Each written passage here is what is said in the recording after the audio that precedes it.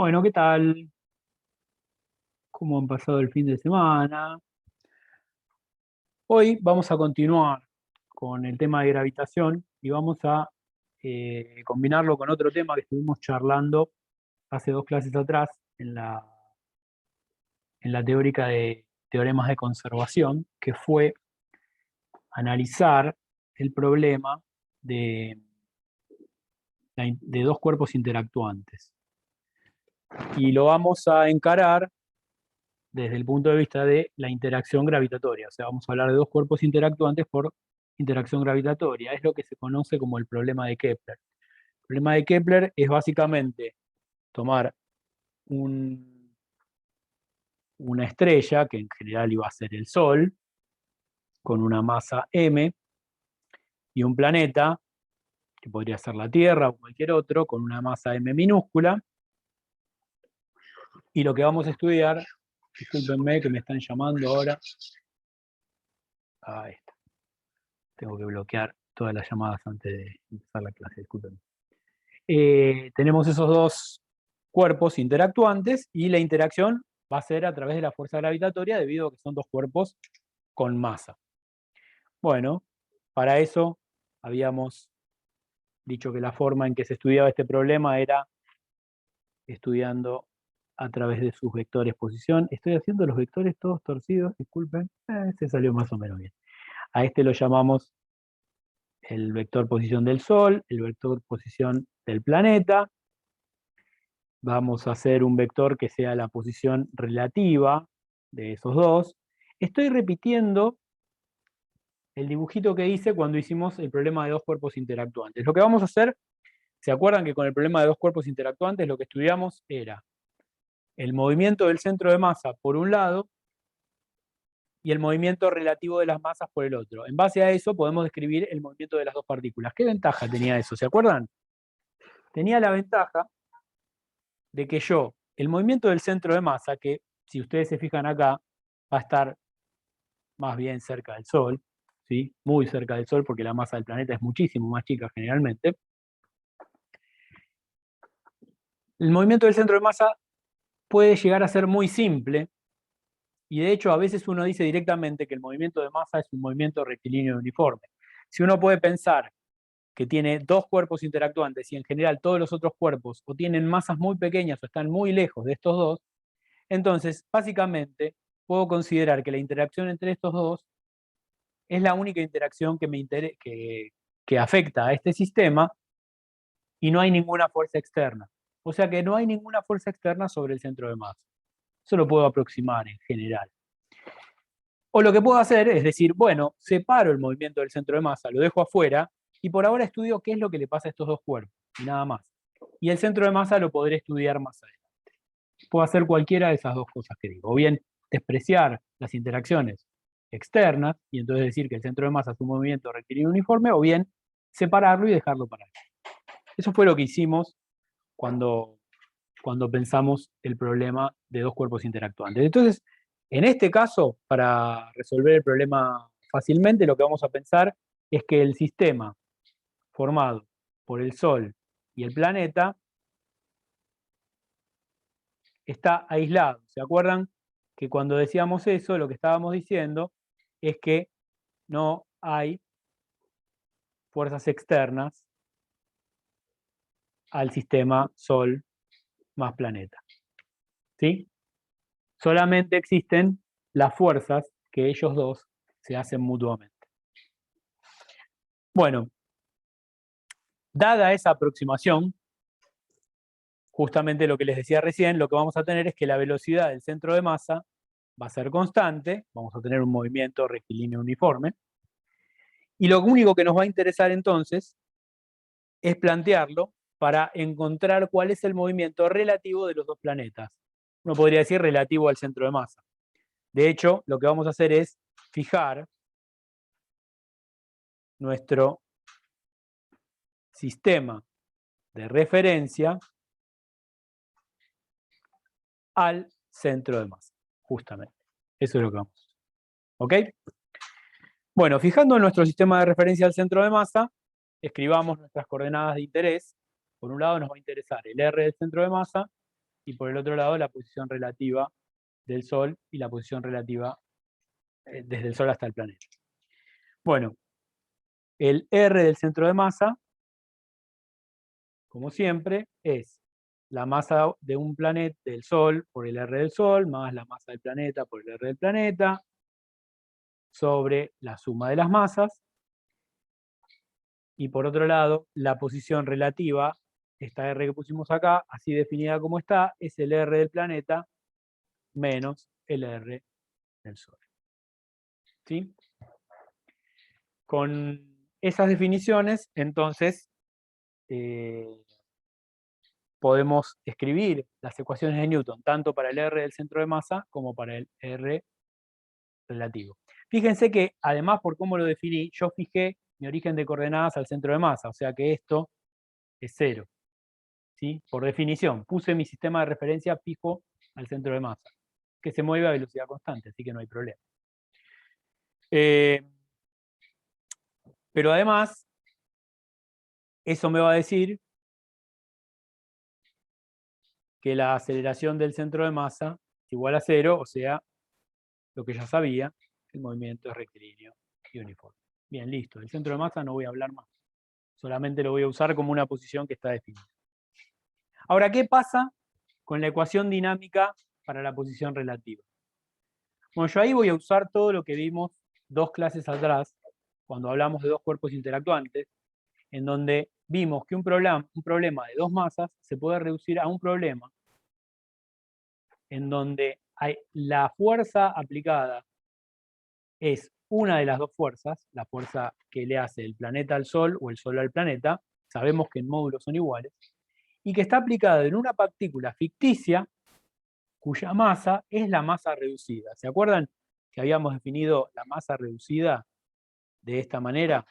Bueno, la habíamos definido de esta manera, ¿no? Que 1 sobre la masa reducida era 1 sobre m más 1 sobre m. O lo que es lo mismo, que mu es igual al producto de las masas dividido la suma de las masas. ¿Sí? Si lo despejan de ahí, les va a dar exactamente lo mismo. Esto lo llamábamos masa reducida. Y la ecuación dinámica que me quedaba, lo pueden revisar o lo podemos recordar, era que la masa reducida de esa partícula ficticia por R dos puntos, o sea, como la aceleración de esa partícula ficticia, era igual a cualquiera de las 2 fuerzas de interacción. Así que lo que vamos a poner es una de ellas, que es atractiva,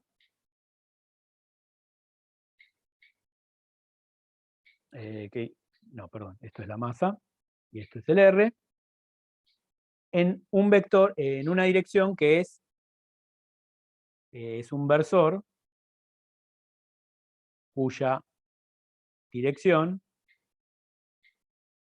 es la de el vector R, el vector posición relativa, ¿sí?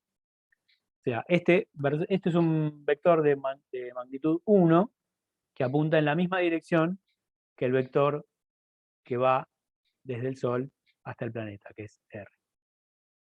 Es un versorcito así. ¿Está bien? Bueno, entonces, teniendo eso en cuenta, ya tenemos nuestra ecuación dinámica. Escribamos. Bueno, y acuérdense que con toda esta definición que tenemos acá y con todos estos valores, uno puede siempre recuperar el R del planeta como el R del centro de masa, más, eso siempre, recuérdenlo, uno siempre puede volver para atrás. Y el R del Sol va a ser el R del centro de masa. De hecho, acá queda mucho más sencillo.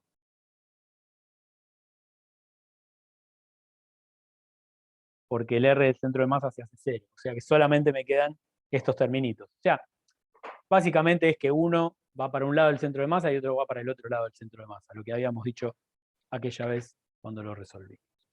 Entonces, vamos a analizarlos en términos de la conservación de cada cantidad. O sea, vamos a hacer algo parecido a lo que hicimos el día en que resolvimos el problema de 2 partículas interactuantes, pero ahora poniéndole nombre a todas las cosas. Una cosa es el planeta, otra cosa es el Sol. Una duda. Sí, escucho. Lautaro. ¿El R que está dividiendo no va al cuadrado o es error mío? El R que va dividiendo va al cuadrado. Es error mío. Gracias, Lautaro. Es la fuerza, no es el potencial, ¿sí? A ver si lo tengo en la teórica, lo tengo anotado. No, me confundí acá, no me confundí en el apunte. Me confundí acá. Mu es la masa reducida, ¿se acuerdan? 2 clases atrás, Ezequiel. O sea, cuando analizamos el problema de 2 cuerpos interactuantes, 2 clases atrás, vimos que se podía reducir, si no estuviste 2 clases atrás, va a ser no muy útil este comentario que te voy a hacer, pero en todo caso revisalo. Vimos que el problema de 2 cuerpos interactuantes se puede resolver, o vos podés resolver la ecuación dinámica de cada cuerpo, pero son 2 ecuaciones dinámicas. O bien, podés resolver la ecuación dinámica del centro de masa y la ecuación dinámica de la posición relativa. O sea, redefiniendo estas 2 nuevas variables, vos podés hacer una ecuación dinámica para esto, que es el centro de masa, y otra ecuación dinámica para esto, que es la diferencia entre las 2 posiciones. Si vos resolvés todo eso, te queda que para el centro de masa la dinámica es trivial si el sistema está aislado, porque si no hay fuerzas externas, la dinámica del centro de masa es simplemente que se mueve con movimiento rectilíneo uniforme. Y la dinámica total del problema se puede reducir entonces a la dinámica de una partícula ficticia que tiene esta masa mu, que es la masa reducida, y cuya ecuación dinámica, cuya ecuación de Newton está dada por una de las fuerzas de interacción entre las 2 partículas. Como las 2 son iguales, se te termina quedando una sola. ¿Sí? No sé, a ver, Ezequiel, si te quedó claro eso.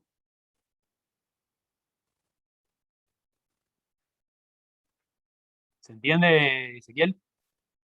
Me voy acordando. Bueno, o sea, en todo caso, lo que yo voy a resolver ahora parte de eso. O sea, por ahora borrate de la mente ese problema, ¿sí? Y después revisalo, porque ahora voy a resolver un problema dinámico que ya está. Es esta la ecuación de mi problema dinámico. Yo voy a resolver esto. De hecho, lo recuadré mal. Le quité el R. Esta es la ecuación que yo voy a resolver.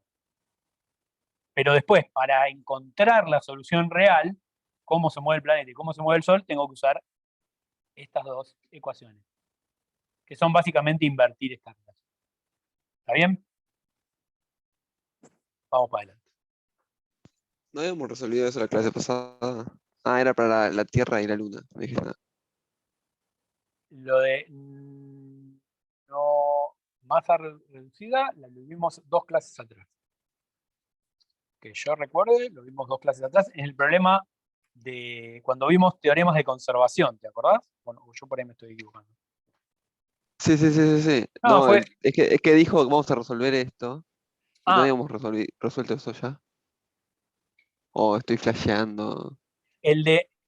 No, El de bueno, menos G, M sobre R al cuadrado. no, sí, estudiamos eso. Lo que no estudiamos es cómo es la dinámica del problema.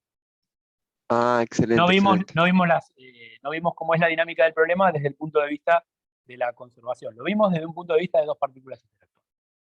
¿Sí? Vimos la fuerza gravitatoria, analizamos el problema de un tiro vertical, analizamos el tema de un movimiento circular. Ahora vamos a tratar de verlo desde una visión más global de conservación. ¿Sí? Parecido, lo que voy a ver hoy tiene mucho de lo que vimos la clase pasada y de lo que vimos en la anterior. ¿Sí? Es un poquito un repaso y enfocado al problema del Sol y un planeta. Excelente, gracias. De nada. Bueno, entonces vamos a analizarlo de vuelta desde el punto de vista de la conservación. Trato de acomodar todo porque se ve. Y vamos a analizar una por una las cantidades que se conservan. La primera. Bueno, la primera que vamos a dejar de lado en realidad es la cantidad de movimiento. Porque yo ya dije que el sistema es aislado. Como el sistema es aislado, entonces ya sabemos que P total es igual a constante. De hecho, como me estoy parando en el centro de masa, P total es igual a 0. Yo podría analizar cómo se mueven uno y otro, pero la idea es que básicamente, si P total es igual a 0, lo que me va a terminar quedando es algo trivial, que es P sub 1 es igual a menos P sub 2. Se tienen que cancelar todo el tiempo. No voy a hacer ningún análisis sobre eso. En todo caso, si surge alguna pregunta o alguna duda, lo charlamos. Pero sobre el impulso angular, sobre el impulso lineal, voy a decir muy poco más, que esto. Que les queda claro, ¿no? O sea, si el sistema está aislado, lo que me tiene que pasar es que uno compense el impulso lineal del otro, de tal manera que se mantenga constante. En este caso, 0. Si surge alguna duda sobre eso, díganme y lo vemos. Si no, seguimos adelante. La otra cantidad que vamos a analizar, por supuesto, es el impulso angular.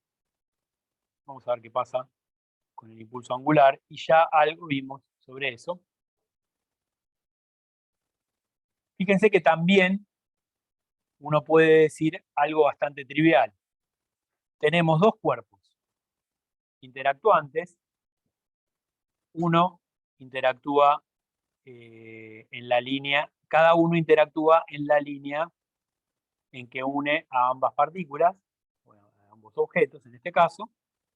Esta es la fuerza que le hace, si este era el Sol y este es el planeta, esta es la fuerza que le hace el planeta al Sol, esta es la fuerza que le hace el Sol al planeta, y sabemos que son iguales y opuestas. Y ambas apuntan hacia el centro de masa.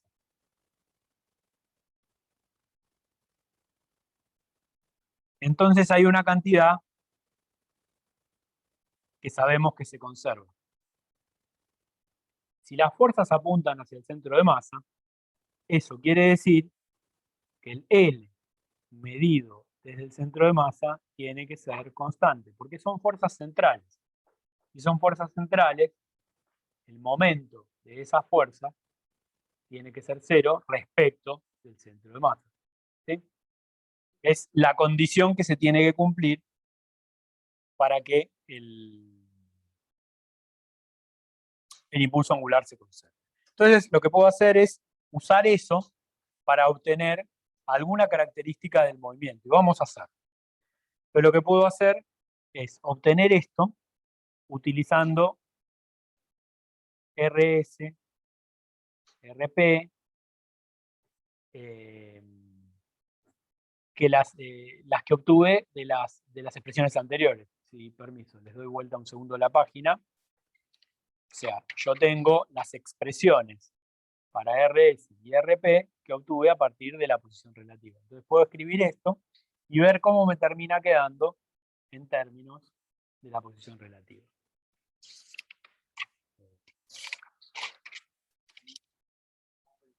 Utilizando esas expresiones, utilizando RS y RP, el L del centro de masa lo voy a calcular de esta manera. Es el R del planeta por el P del planeta más el R del Sol por el P del Sol. Perdón, la masa grande. ¿Sí? Esa es por definición la expresión para el L del centro de masa, donde RS y RP ahora los estoy calculando desde el centro de masa.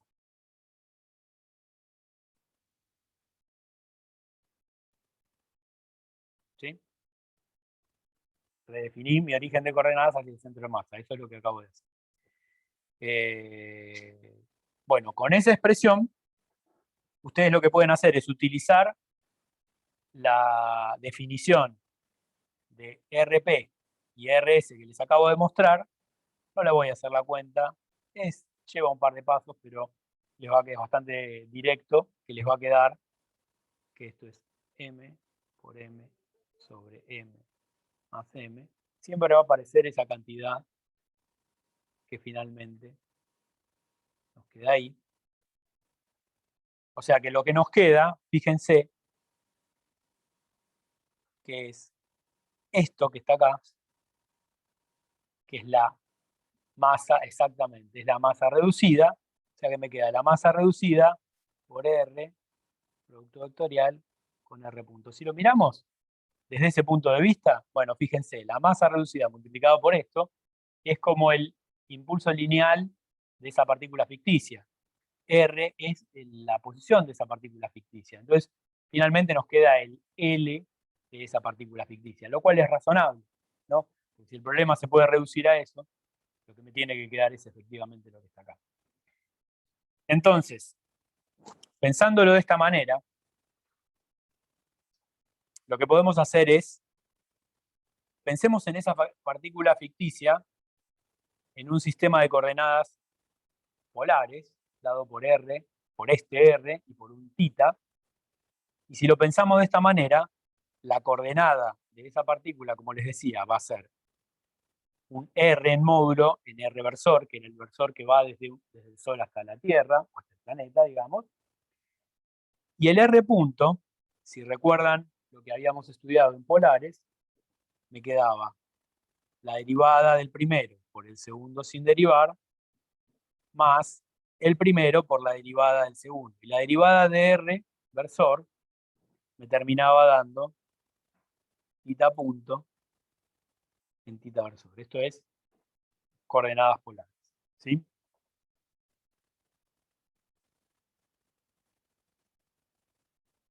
Y si hacemos el producto vectorial entre esto y esto,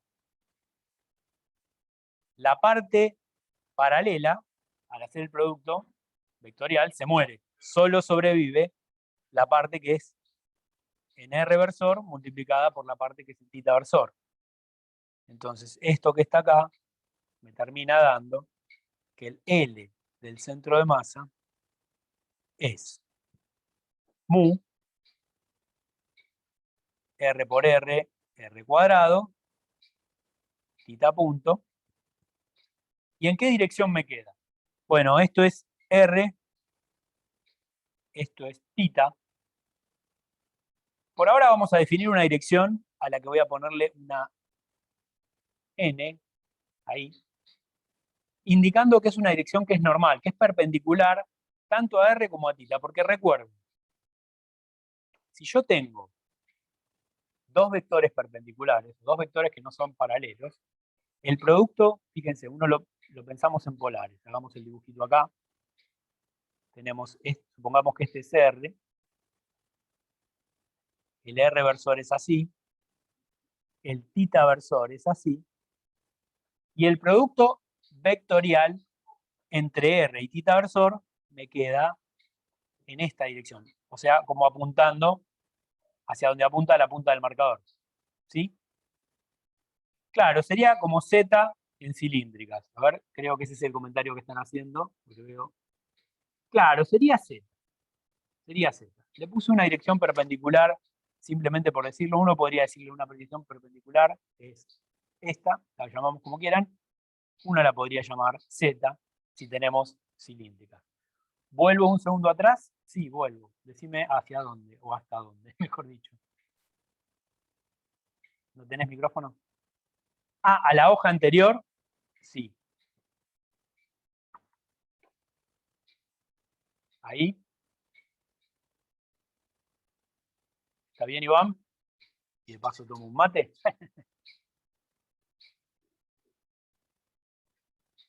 Buenísimo. ¿Estamos entonces? ¿Qué significa esa dirección perpendicular? De nada, Iván. Bueno, entonces seguimos. Tenemos el L en esa dirección perpendicular. ¿Se acuerdan que cuando yo les decía que el L se conservaba, me estaba diciendo esencialmente que el movimiento se mantenía en un plano, ¿no? O sea, esta idea de que tengo una dirección perpendicular en donde siempre va a estar el L, yo dije que el L se conserva. Eso quiere decir que se conserva como vector, se conserva en módulo y se conserva en dirección y sentido. O sea que el L siempre va a apuntar en esa dirección. Me está diciendo que el R siempre va a estar metido, el R y el θ siempre van a estar metidos en el plano perpendicular. O sea que me está diciendo, esto que está acá, me está diciendo que el movimiento va a ocurrir en un plano.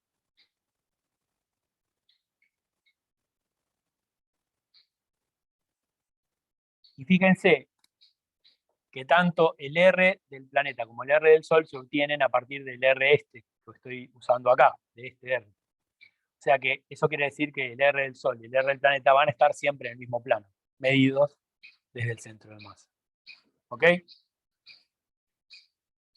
Bueno, a esa cantidad, mu por R por tita punto, por R cuadrado, perdón, por tita punto, que yo sé que es constante, la voy a llamar L minúscula. ¿Sí? Porque yo sé que el L del centro de masa es constante, entonces quiere decir que L es constante. Además de que se mantiene siempre en la misma dirección, el producto entre estas tres cantidades, mu por R cuadrado por tita punto, es una constante de movimiento. ¿Ok? Vamos a dejar, es básicamente, esto que tengo acá, el L, es básicamente el módulo del L respecto del centro de masa. No es nada misterioso. Le pongo L minúscula porque es lo que se suele usar en los libritos. Y, a ver, y es constante y va a depender de las condiciones iniciales. O sea, va a depender, por ejemplo, de cuánto sea tita punto. Y de cuánto sea el radio, la diferencia entre las dos posiciones iniciales.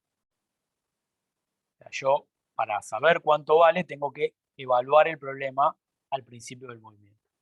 ¿Ok? Vamos a quedarnos con esta constante de movimiento. Ya eso nos está diciendo algo. Nos está diciendo que el movimiento ocurre en un plano. Pero vamos a ver si con esto podemos sacar algo más. Pero para eso tenemos que dar un paso más. Y tenemos que ir hacia la conservación de la otra cantidad que nos queda, que es la energía. Bueno, vamos a eso. Sobre eso les voy a hacer un comentario que no es sencillo de entender de movida, pero lo voy a decir lento para que quede grabado y que lo puedan tener a futuro. El comentario es el siguiente. Tanto la fuerza que el planeta le hace al Sol, como la fuerza que el Sol le hace al planeta, no dependen de la posición, siendo la posición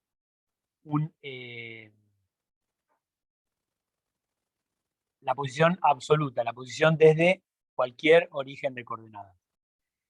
Dependen de la posición relativa.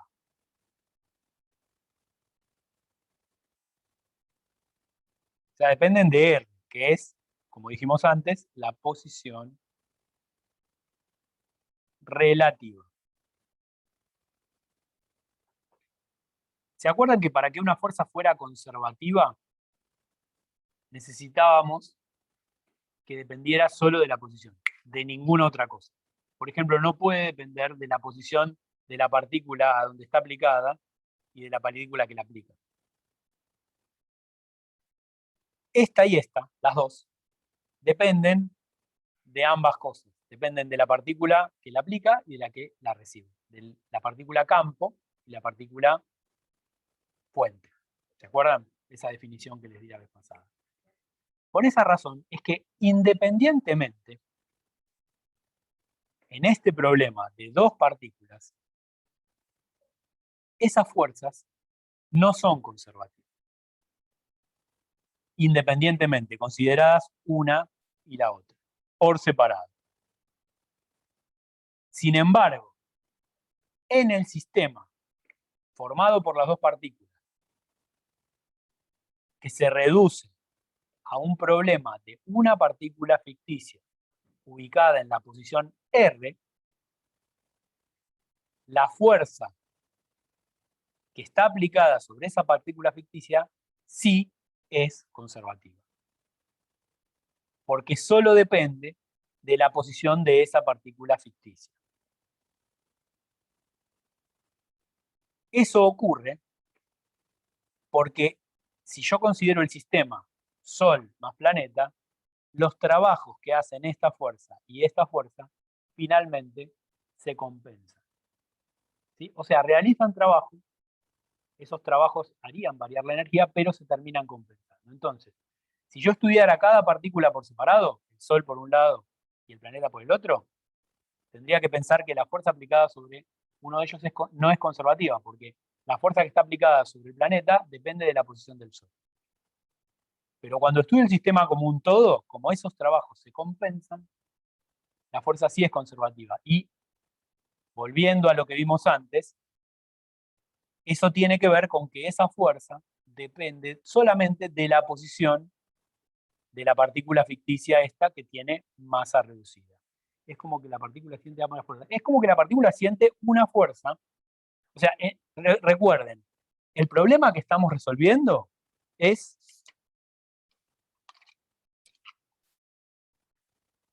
este. Es el de una partícula ubicada en la posición R que siente esta fuerza. Para ese problema, esta fuerza es conservativa. Ahora resulta que numéricamente esta fuerza es exactamente igual a la fuerza que se hace en un planeta al otro, del Sol a la Luna, al planeta y el planeta al Sol. Ok. Eso simplemente tiene que ver con que los trabajos de las dos fuerzas esas, que individualmente no son conservativas, terminan compensándose. Y cuando agarro el sistema como un todo, me queda esto, y la fuerza sí es conservativa. ¿Ok? Bien lento para que quede grabado y lo tengan entendido. Bueno, ténganlo en cuenta porque es importante, porque ahora vamos a trabajar este problema de esa manera. Lo vamos a trabajar como un problema en donde actúa una sola fuerza y esa fuerza es conservativa. Entonces, uno podría calcular el trabajo que hacen estas dos fuerzas y si lo calculan van a ver que efectivamente el trabajo que hace una y el trabajo que hace otra se compensa. Bueno, pero entonces, como decíamos, estas dos fuerzas dependen de la posición relativa, entonces individualmente no son conservativas. Pero sus trabajos se compensan mutuamente de tal forma que el problema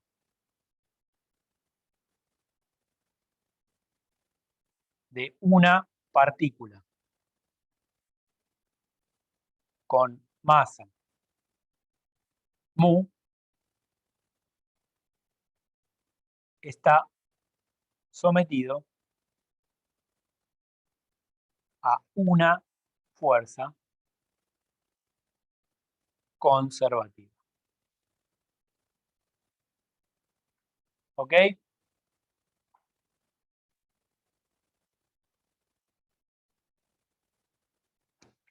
Dado eso, entonces lo que puedo hacer es escribir la energía de esta partícula ficticia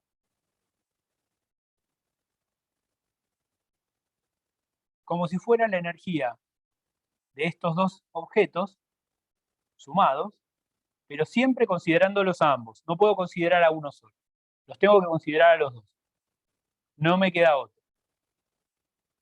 Si yo considero los dos objetos, entonces la energía se tiene que conservar. Y vamos a ver que finalmente nos queda algo parecido a la energía de una partícula de masa mu. Pero vamos a hacer todo ese desarrollo. Es un poquito cuentoso, pero no es difícil para nada. Entonces, la energía mecánica del sistema Sol más planeta tiene que ser igual a constante. ¿Y cómo se escribe la energía mecánica? Bueno, es la energía cinética de ambas cosas, más la energía potencial de interacción dada por una única fuerza.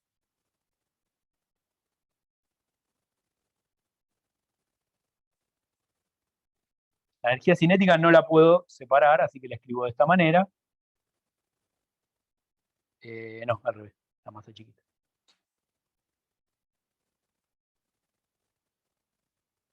y la energía de interacción de una sola partícula,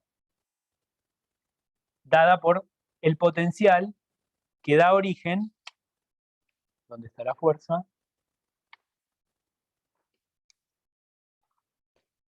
A esta fuerza.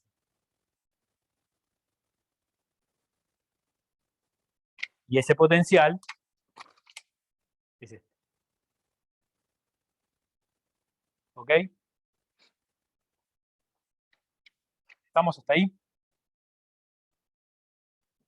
Y ahora lo que puedo hacer es de vuelta. Bueno, esto es la velocidad. La velocidad la puedo escribir como RP punto. Y esto también lo puedo escribir como RS punto. O sea, son las derivadas de RP y RS. Entonces puedo utilizar las expresiones para RP y RS, derivarlas, meterlas acá y ver qué me da.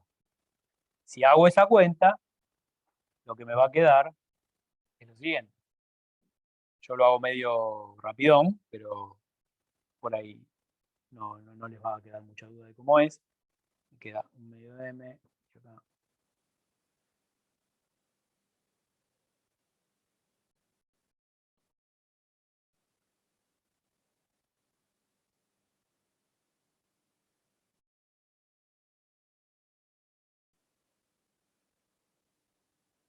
Y acá me queda la otra que es.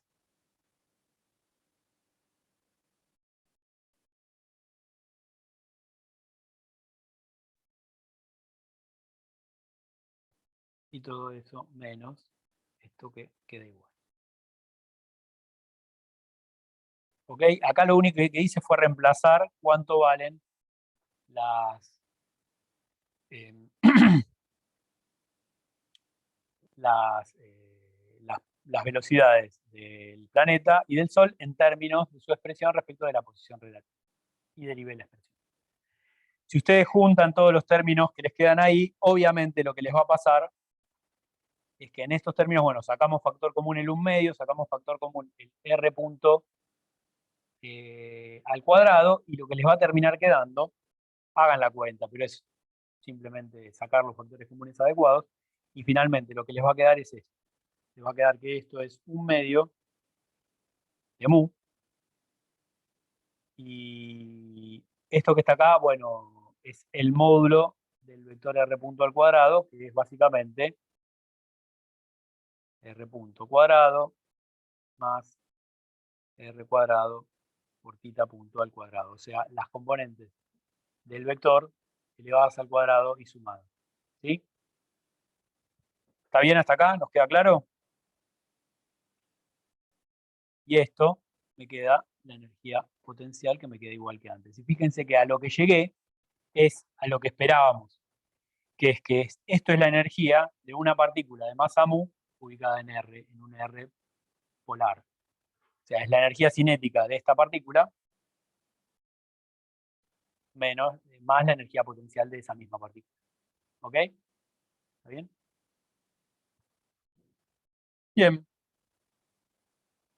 También lo que me va a pasar es que esto es constante y también va a depender de las condiciones iniciales. O sea, de vuelta, cuando yo resuelva mi problema, voy a tener que ver cuánta energía tiene para saber exactamente cuánto vale esta constante. Y qué es lo que termina dándome en ese problema. Entonces ahora tenemos dos expresiones. Tenemos una expresión para la energía de esa partícula y tenemos otra expresión que sea mu al cuadrado. No, te queda mu. No, desarrollalo y vas a ver. O sea, por ahí a simple vista parece que te queda mu cuadrado, pero no. Te queda mu exactamente. Pero desarrollalo, es sacar factores comunes, después porque después se te termina simplificando. Hay un mu que te queda arriba y otro que te queda abajo. Te va a quedar mu cuadrado sobre mu, finalmente. Hacé la cuenta, pero es fácil. Es directa. Bueno, fíjense una cosa.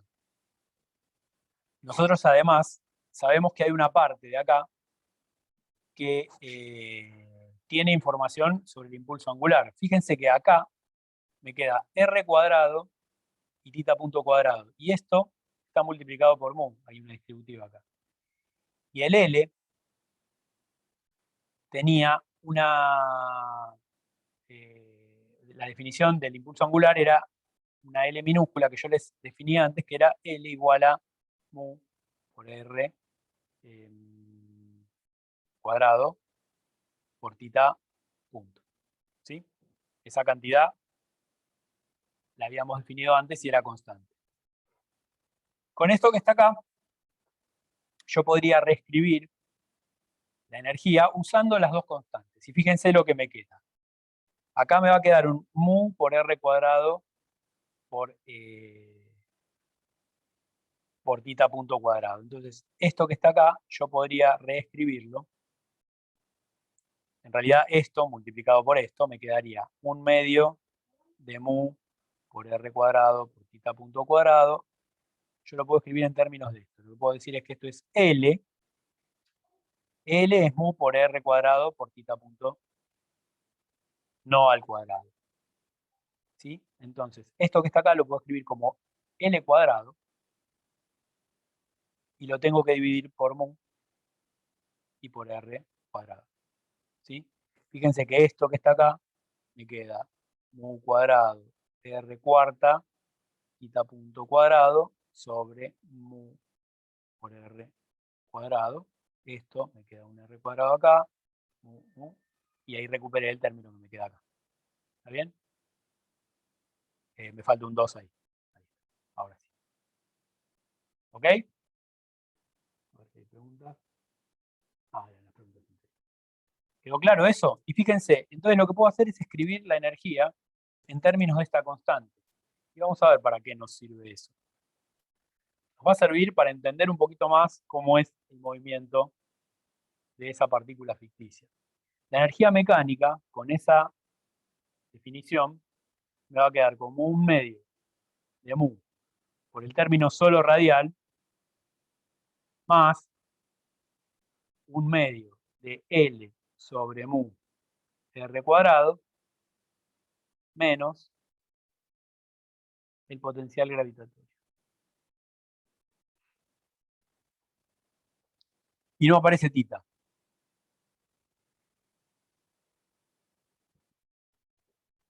Siempre está bueno cuando uno puede reducir la complicación de un problema. Y en este caso estamos reduciendo la complicación de un problema porque antes aparecía tita punto. Era una coordenada que estaba por ahí, que nos molestaba, o que uno tendría que pensar cómo era que se resolvía ese problema. Lo que acabamos de hacer no es L cuadrado, sí es L cuadrado. Exactamente. Lo que acabamos de hacer es llevar un problema en coordenadas R y tita a un problema solo en coordenada radial. Fíjense que, dado que hay un término que depende del impulso angular, yo lo que puedo hacer es hacer uso de eso y escribir la energía en términos de ese impulso angular que tengo ahí. Con ese impulso angular que tengo ahí, lo que puedo hacer es usarlo, es constante, lo calcularé al principio del problema y lo meto ahí en la energía. Si uno lo mira de esa manera, lo que tenemos entonces es que hay un término que parece ser una energía cinética, término cinético acá, y hay otro término que sale de la energía cinética, que es este, pero que es radial. Entonces lo que yo puedo pensar es lo siguiente, puedo decir esto. Digamos que yo defino un B efectivo, que depende de R, al que voy a llamar potencial efectivo. Y a ese potencial lo defino de esta manera, como 1/2 de L cuadrado sobre mu R cuadrado menos G M sobre R, como si tuviera una energía potencial que depende de R, que incluye este término. Por supuesto, no es una energía potencial real, la estoy definiendo, estoy hablando de una partícula ficticia. Ubiquémonos de vuelta en el problema que estamos. Pero esto se ve como si fuera la energía potencial, perdón, la energía cinética de una partícula que solo se mueve en R, sometida a un potencial que solo depende de R, que tiene esta pintada acá. Así se ve este problema. Lo estoy reduciendo, lo estoy quitando complicación para poder resolverlo de una manera más simple en una sola coordenada, la coordenada radial. Por eso es que me tomo la complicación de definir este potencial efectivo. Y generalmente cuando uno trabaja con dos partículas, de hecho yo no lo hice la vez pasada, pero podría haberlo hecho, uno siempre puede reducirlo a un único problema, en donde se considera una energía cinética radial y una energía potencial efectiva radial. Ahora, esta contribución, esto que está acá, juega el rol de una energía potencial, y nosotros habíamos dicho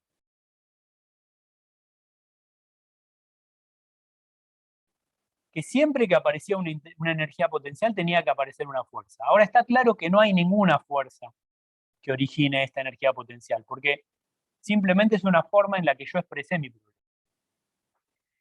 Pero si la física está bien, entonces este potencial ficticio debería surgir de algo que se parece a una fuerza, aunque no lo es real.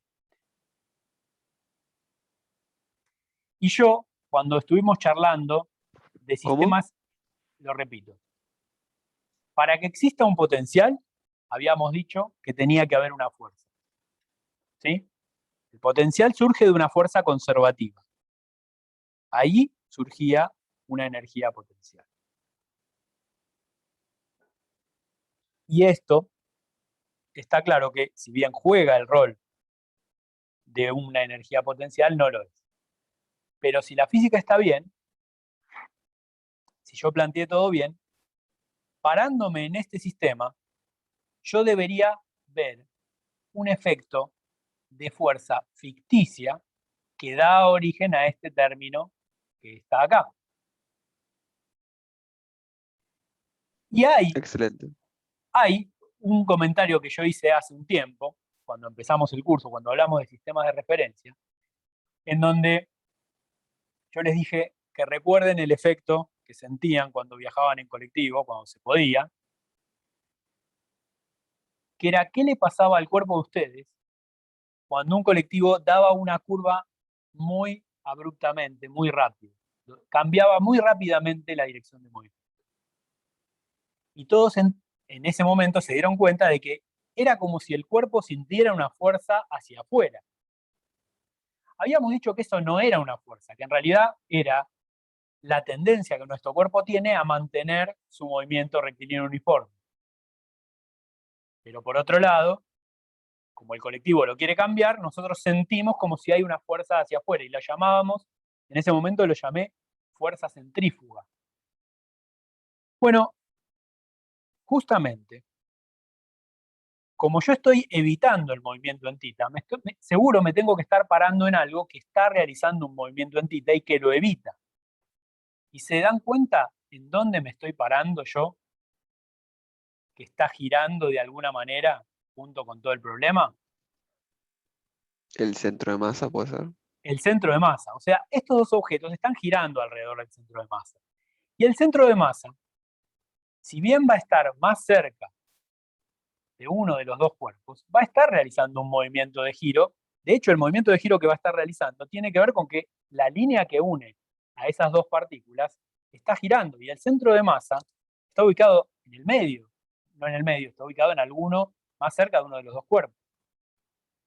Ahora, si yo estoy evitando ese movimiento, estoy parado en un sistema que rota con esa línea, de tal manera que estoy excluyendo a la coordenada tita de esta energía, de la misma manera que si yo estoy en el colectivo y me blindan todas las ventanas, yo no veo que el colectivo se está moviendo hacia el costado. Lo que estoy poniendo acá es un potencial que surge de esa fuerza centrífuga. Esto que está acá juega el rol de una energía potencial y su origen es análogo al de una fuerza ficticia centrífuga. No lo vamos a resolver en términos de la fuerza centrífuga porque no tuvimos tiempo de ver sistemas no inerciales. Capaz que en algún ejercicio de la práctica se los comentaron, pero no lo vimos profundamente. Y justamente la fuerza centrífuga aparece cuando uno se para en un sistema que es rotante. ¿Sí? Eso no lo vamos a ver, pero que les quede esta explicación. Este potencial, este término del potencial surge de que yo me estoy parando en un sistema rotante.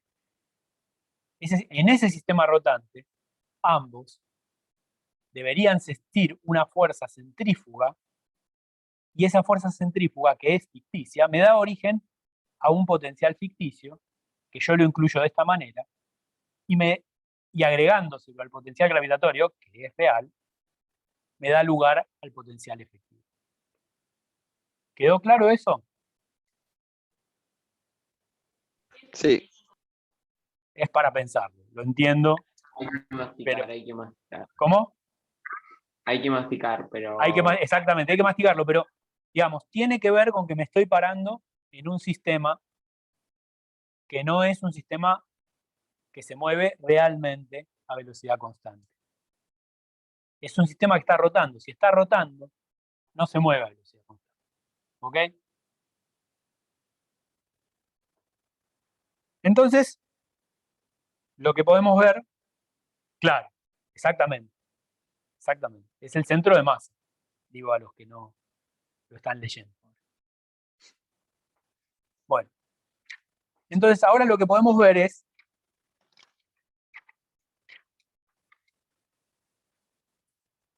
cómo se vería esa fuerza ficticia. Bueno, esa fuerza ficticia, fíjense,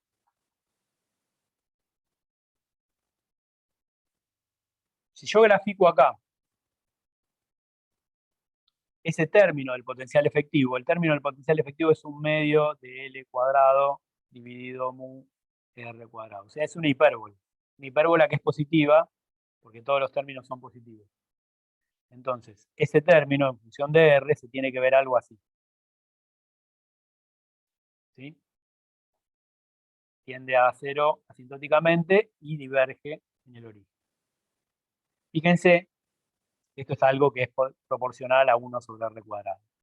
Y ese término, que es proporcional a 1 sobre R cuadrado, está dentro del potencial. Esto que estoy graficando es el potencial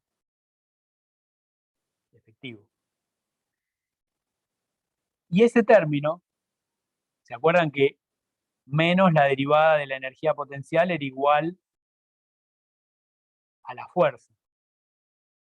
Este término me está dando lugar a una fuerza que apunta hacia R positivo.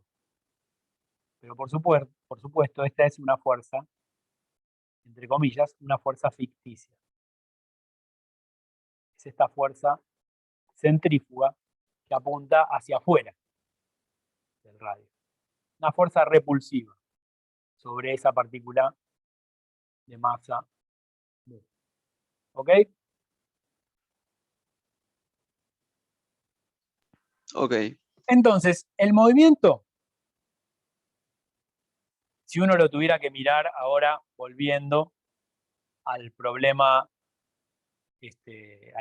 real, que es en θ y en R, uno va a decir que el movimiento se compone de,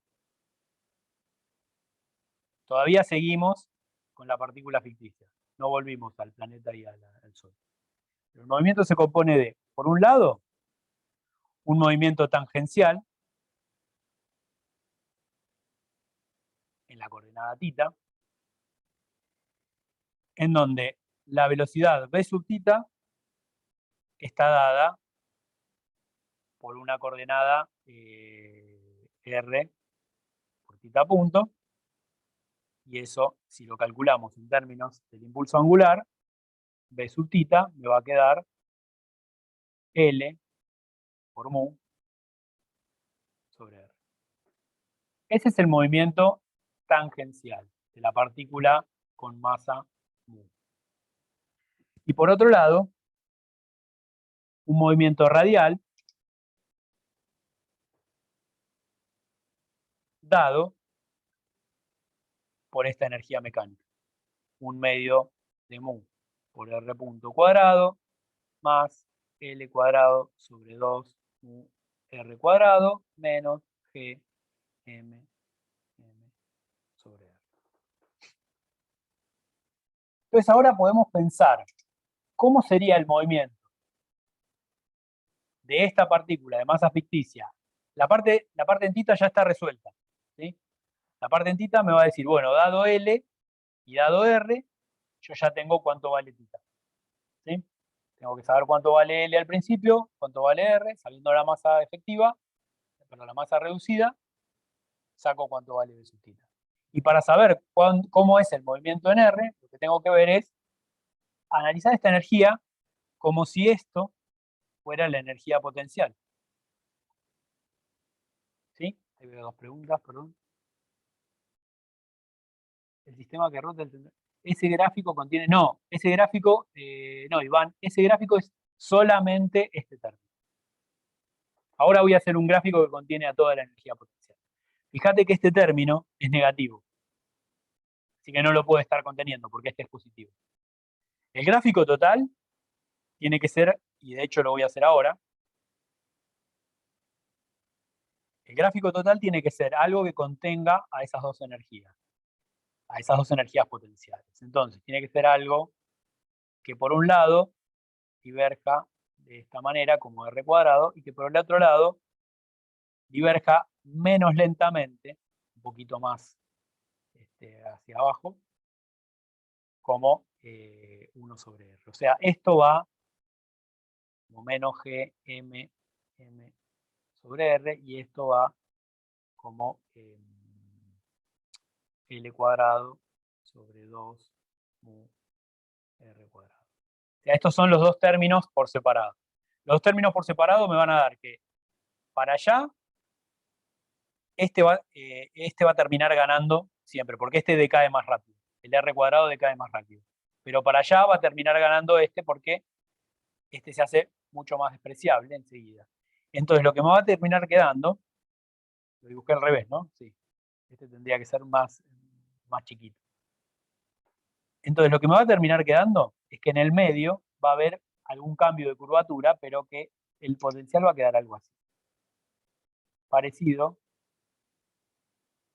a un pocito de potencial en donde acá gana el R cuadrado y acá gana el R lineal. Viéndolo de esta manera, lo que tenemos entonces es un problema en donde puede haber un movimiento bastante interesante. Por lo pronto, dependiendo de cuál sea el valor de la energía, yo voy a tener que, por ejemplo, puedo llegar a tener un movimiento ligado o no. Fíjense, supongamos que tenemos una energía dada por este valor E1. También podríamos tener otra energía dada por este valor E2, que es básicamente igual a 0. O sea, E2 igual a 0. Otra energía dada por este valor E3, que pasa por acá. Y finalmente el otro caso interesante es cuando cruzamos justo por el mínimo. E4. A este punto lo vamos a llamar R0. Que es el punto del mínimo de este potencial efectivo. Esto que grafiqué acá, esto es el potencial efectivo en función de R, que es la conjunción de estos dos términos que están acá. ¿Ok? Entonces, y ya sabemos cómo analizar cómo va a ser el movimiento, pero primero, fíjense que uno puede calcular el R0, lo pueden obtener, y básicamente lo que tienen que hacer es encontrar el mínimo del potencial efectivo. El mínimo de ese potencial efectivo me va a dar dónde está R0. O sea que lo que puedo hacer es agarrar la expresión del potencial efectivo, derivar, igualar a 0, y encuentro el mínimo. ¿Ok? Y ahí saco cuánto vale R0. Y si hacen eso, les va a quedar que R0 es igual a L cuadrado sobre GM, o sea, condiciones de movimiento del problema y dinámica.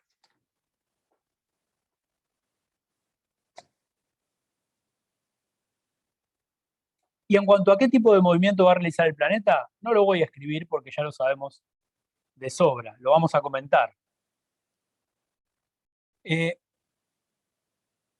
Si la energía es E1, el movimiento de esta partícula no va a estar ligado. Eso quiere decir que esta partícula puede moverse desde esta posición, a la que voy a llamar R1, hasta el infinito. ¿Sí? Y no volver nunca más. ¿Está bien? Porque fíjense que, dado que E1 está lejos del cero, esta partícula puede llegar a R igual a infinito con energía cinética como para seguir escapando. ¿Ok? Es un problema parecido al que vimos de la velocidad de escape del otro día de un proyectil saliendo hacia arriba.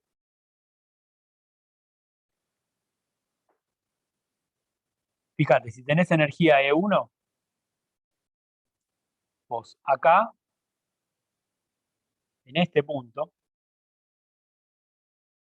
vos tenés que la energía que tenés total es potencial. Pero si vos te vas alejando, vos siempre vas a tener energía cinética suficiente para poder escaparte. Vos tenés energía suficiente para vencer la barrera de potencial. No tenés nada que te frene. Entonces, con esta energía que tenés acá, vos, al único punto que no podés llegar es atravesar este punto de acá. No podés ir más abajo que R1. Pero eso quiere decir que las dos partículas, con esta energía que tienen acá, pueden quedar a una distancia de R1 o se pueden alejar infinitamente. Y siempre les va a quedar energía cinética suficiente, porque esta diferencia siempre va a ser distinta de cero, y esto es la energía cinética. ¿Okay? Es el término que te quedaba 1/2 de mu por R punto cuadrado. ¿Está bien?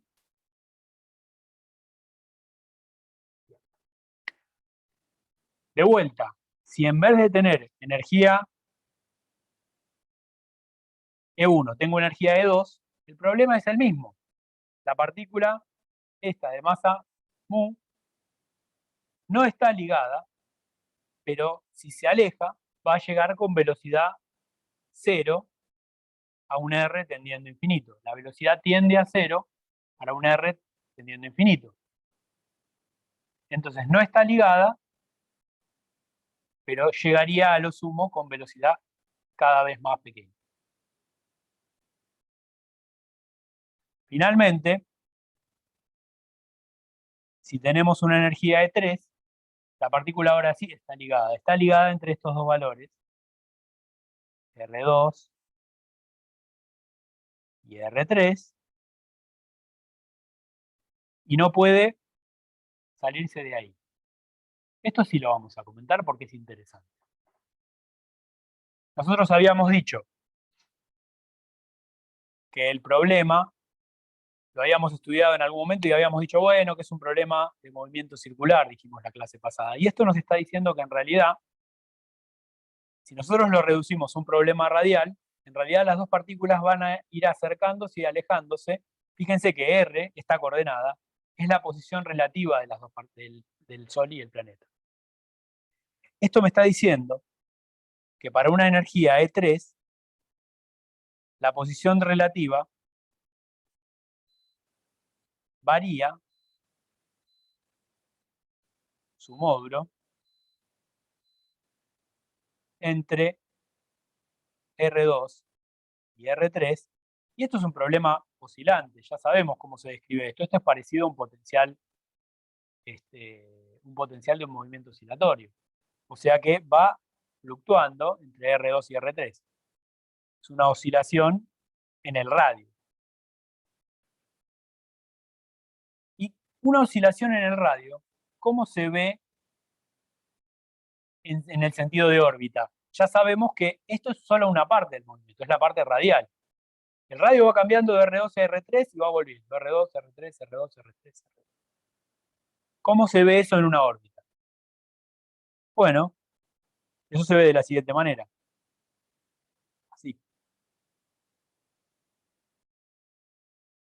Donde este es 1, que va a ser el más chiquito, R2 en este caso, y este es el más grande, que es R3. En realidad lo dibujé como diámetro, ¿no? Pero está bien, es el radio, desde acá hasta ahí. O sea que va a ser una elipse. El movimiento para una energía un poco más alta va a ser algo así. Los dos van a estar haciendo, si yo lo miro desde el centro de masa, van a estar haciendo esto. Si yo lo miro centrado en el Sol, que va a estar casi en el centro de masa, el movimiento del planeta va a ser una elipse. Que va a estar fluctuando, entre R2 y R3. ¿Dónde tengo movimiento circular? Y esas se las dejo a ustedes, y lo dice el primero que lo dice, ya está.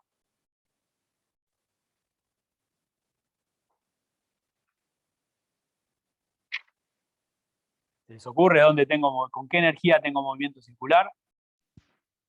Está difícil, ¿eh? No, está Tal vez fácil. era tal vez era la cuarta, no sé. Ah, pensé que me estaba diciendo en serio. Claro. No. Efectivamente, el caso en el cual tengo movimiento circular es cuando tengo un único radio, o sea, acá. Si yo tuviera energía de 4, la partícula no tiene más posibilidad que estar en R0. No está quieta en R0. Tiene una órbita que mantiene su R0. En ese caso, la órbita va a ser circular. Y eso depende, por supuesto, de las condiciones iniciales. El caso de la Luna, exactamente. En realidad, muchos planetas realizan una órbita bastante parecida a un círculo, pero formalmente tendría que ser una elipse. Pensá que si está apenas corrido de esto, por ahí son dos radios muy cercanos, y entonces es un círculo que se parece muchísimo a una elipse. ¿Sí? Las condiciones que se tienen que dar para que esté justo en el mínimo son muy particulares. Tiene que estar justo, muy cerquita de él. ¿Ok? Bueno. Bien. Con esto terminamos todo lo que yo les quería dar de gravitación, y de hecho con todo lo que queríamos dar para el primer parcial. ¿Sí? Dado que son las 6:20, les voy a dar un tiempito para que descansen, y vamos a hacer una pequeña introducción a cuerpo rígido en lo que sigue. Así que si tienen... Sí. Vamos a hacer una pequeña introducción porque no me quiero atrasar mucho con la teórica. Después siempre hay tiempo para darles margen de descanso. Pero lo que voy a dar después del intervalo no entra en el primer parcial. ¿Sí? Ya con esto tenemos todos los temas del primer parcial. Espero que no apaguen el cerebro. Bueno, ¿alguna pregunta sobre esto que vimos?